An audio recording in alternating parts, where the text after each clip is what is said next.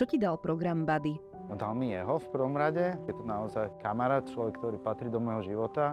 Ľudí v okolí, ktorých som spoznal, či už sú to ľudia, ktorí pracujú v programe Buddy. Stretol som aj mnoho dobrovoľníkov, naozaj príjemných, dobrých ľudí. A možno aj taký pohľad na seba, trošku posunutie niekde inde, ako som bol zvyknutý. Pri zapojení sa do tohto programu si človek uvedomí veci, ktoré si možno predtým neuvedomoval a snaží sa to vnímať z nejakého iného uhlu, takže ma to obohatilo aj. Takže ak by si sa mohol vrátiť v čase, išiel by si do toho znova?